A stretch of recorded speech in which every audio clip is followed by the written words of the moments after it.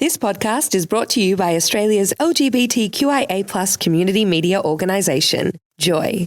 Keep Joy on air by becoming a member, a subscriber, or donate. Head to joy.org.au. Joy, a diverse sound for a diverse community.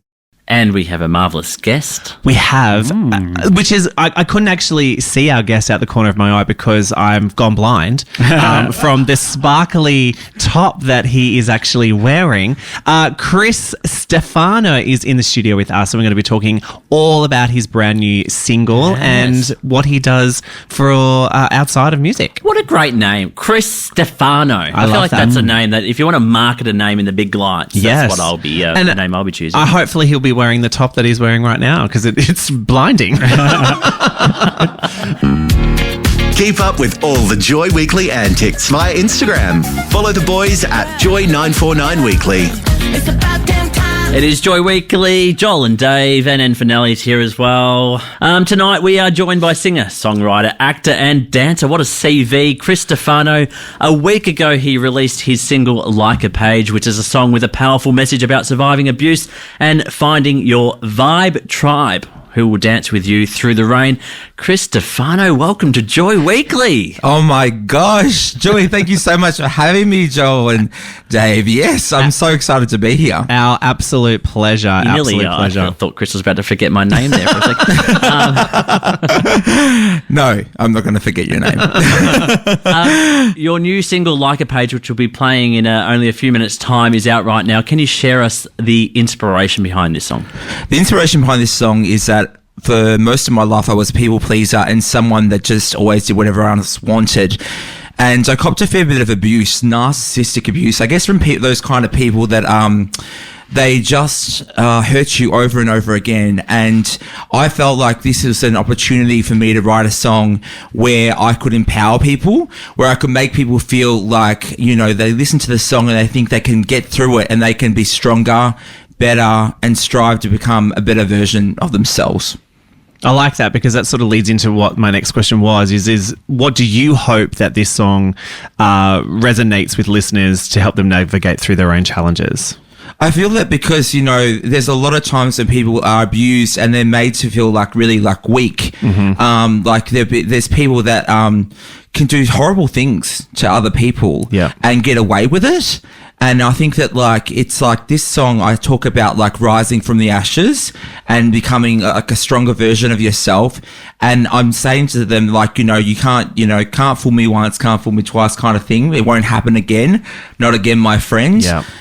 So those kind of lyrics were written because I wanted to take a situation where I felt really disempowered and allow it to, you know, when I listen to the song, even myself, like I think about how strong I've become, and that's because I've, you know, been challenged so many times, but managed to overcome and become a stronger version of myself. So it's empowering yourself as well at the same time. Yeah, I think that was a whole big thing for me because I've always dealt with mental health issues myself.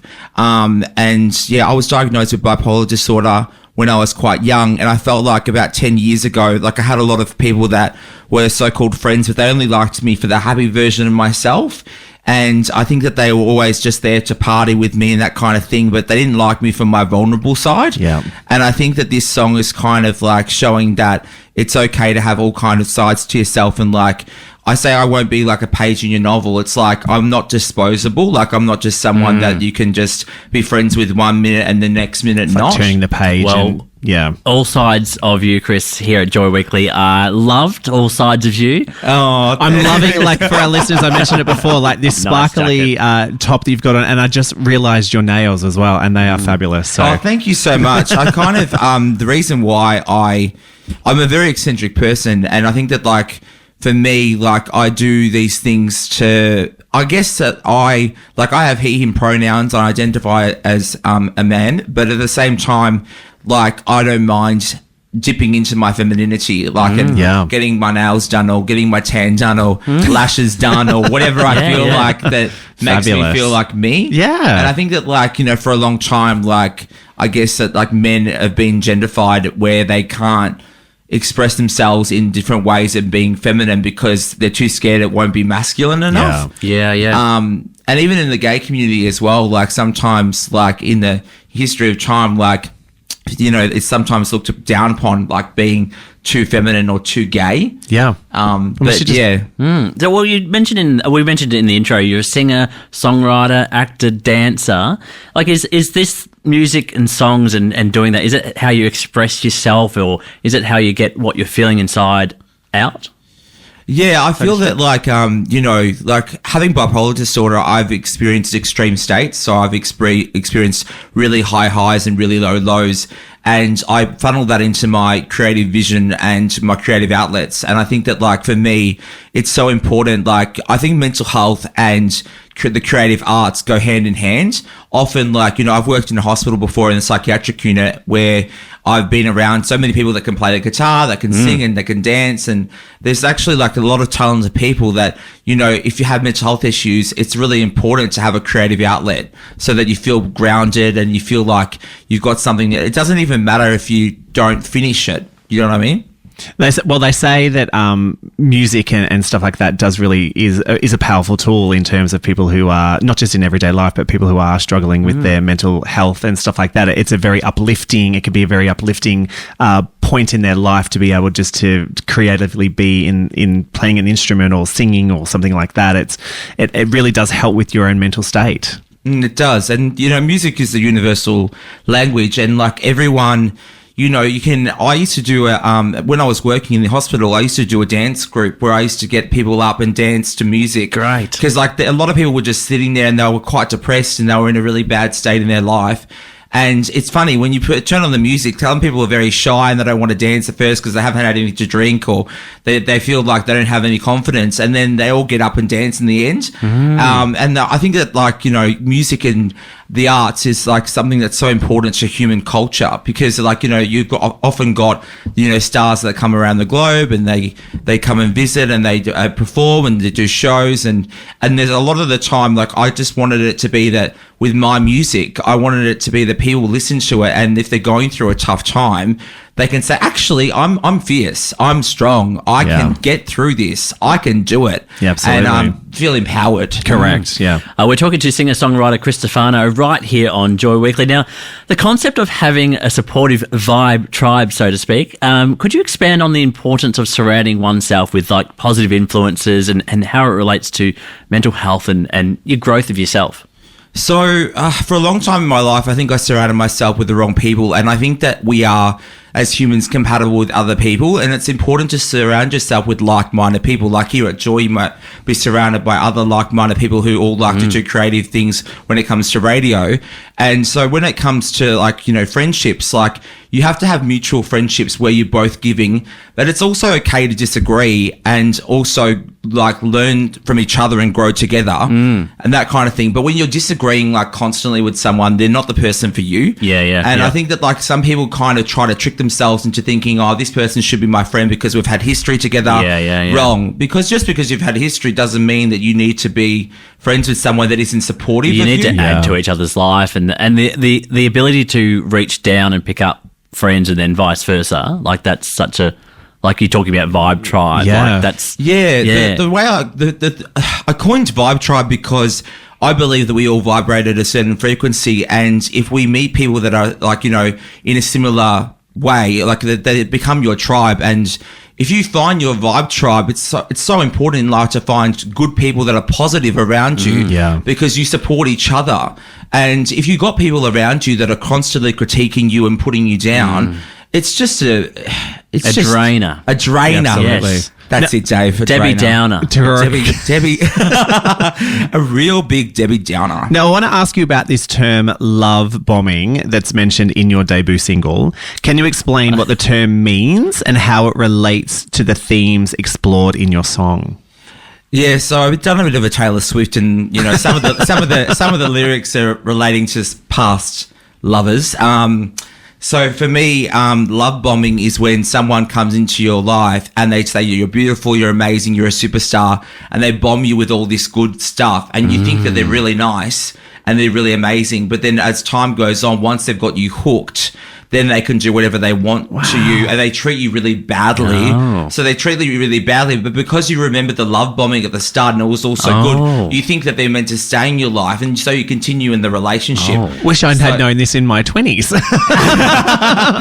Yeah, like I apologise to all my exes out there. No. Well, it's like love bombing is a thing. Like, you know, they say it often with narcissists. They are always likely to love bomb at the start of the relationship. And that's why I say love bomb me once, can't fool me twice. It won't happen again, not again, my friend. I say my friend because it's a bit of a coy term. Like, you know what? Like, if you're going to act like my friend or whatever, like, I'm not going to say not again, my friend, back to you. Like, as a kind of a spiteful thing. So I guess this song has kind of got revenge themes in it. And it's great to have that voice to be able to come back at those people and go, yeah, I'm going to use my voice through this song to say enough, and I'm who I am now, and, you know, piss off, basically. You've got that platform to basically do it through music. Language, Joel. I'm so sorry.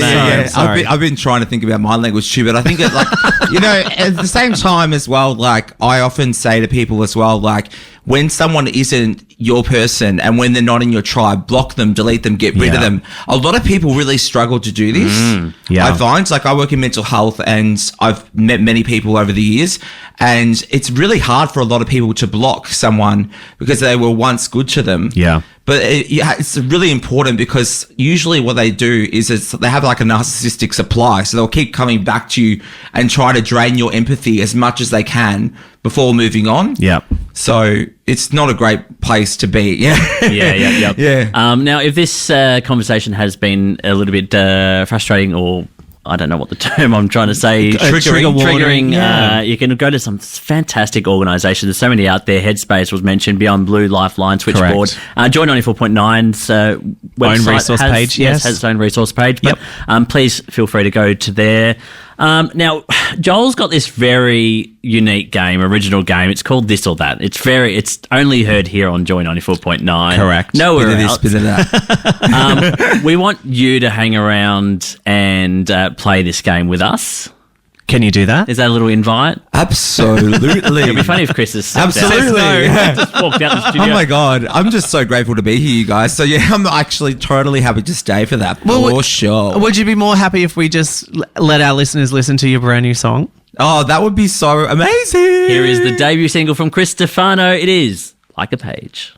Okay, we're playing a very creative game here on Joy Weekly called This or That. You've probably never heard this game ever before, and we're playing it with singer, songwriter, dancer, mental health advocate. What else are you? All round nice guy. Just a good person. Yeah. Just a good person. Just a person. Now, do you want to give him the rule before I start? Well, I like to do one thing with our guests is you've got one pass. Yes. So I'm going to ask you a series of questions, and there's 10 questions. And so what you get to do is you only get to pass one of the questions once if you don't want to answer it. So it's this or that. So I'm going to ask you two scenarios and you just tell me which one you want. Okay. Are you ready? Yep. You don't look ready. Are you ready? I'm looking at you with like a stare. So I'm not really sure if I'm ready myself. All right. Question 1. Listen to the same song on repeat for the rest of your life, or be forced to watch the same 5 movies on repeat for the rest of your life. Listen to the same song. Yeah, so you got to be this song? Actually, that's what I was just thinking. I feel like I feel like a whole rainbow community stuck in some correct. dream. This red dreamer. She's literally going international yet again. She is. All right, question 2. Always hop around on one foot or always have to squat? Oh, this is hard, actually. I'd say hop around on one foot. I like it. Lose the ability to cry or cry every day for 20 minutes randomly? I would do cry every day because I love a good cry. So just randomly for 20 minutes, you just let it all out. Just beautiful. let it happen.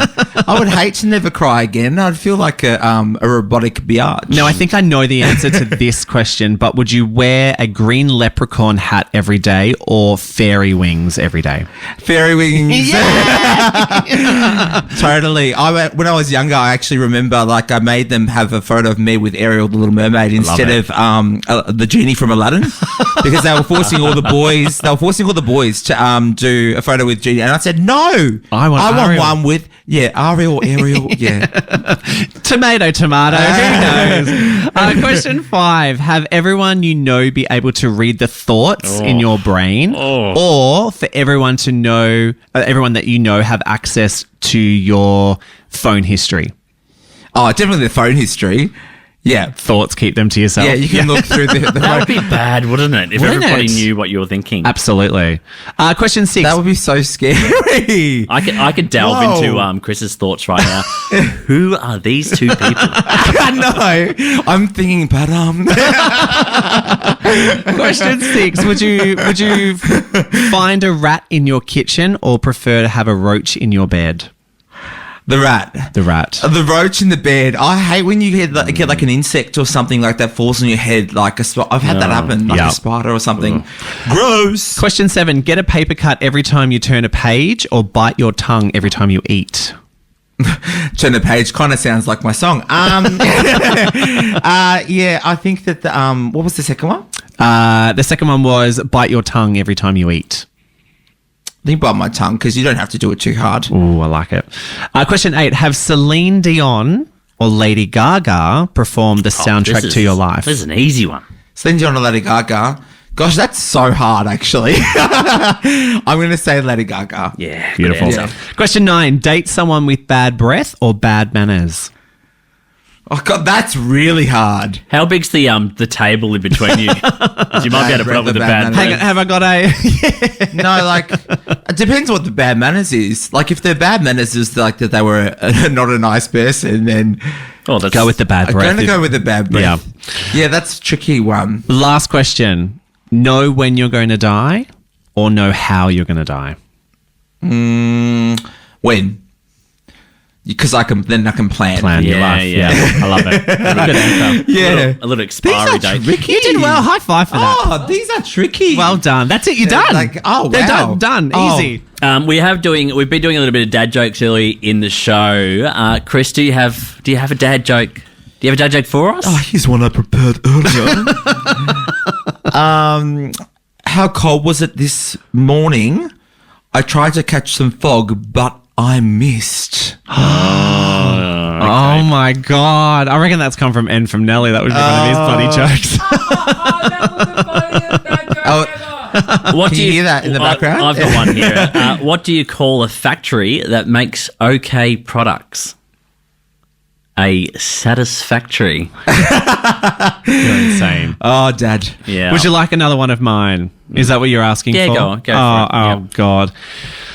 I tell dad jokes, but I have no kids, so I'm a faux pas.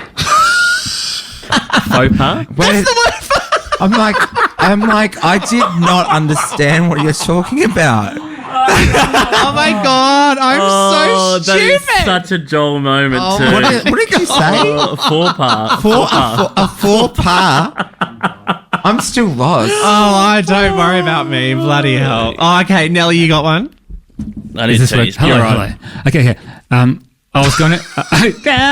I was going to tell you guys a joke about pizza, but it was a little cheesy. Oh, yum. I love pizza. I like that one. Chris, it's been an absolute pleasure having you in the studio. Where can people find you on the socials? How do they listen to your brand new music other than on Joy? Thank you both. Thank you all, actually, the three of you, so much for having me. This is such an opportunity I'm so grateful for. It means so much to me. So I am on Instagram, Christopher.rabbit.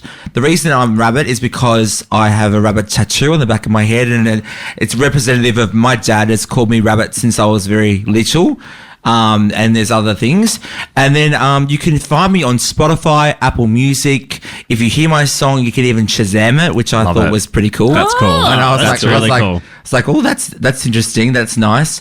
But yeah, I'm honestly so grateful to be here. Thank you so much to all of you. Pleasure. Our Lovely. pleasure. Thank you for coming in. Thanks for listening to another Joy podcast, brought to you by Australia's LGBTQIA+ community media organisation, Joy.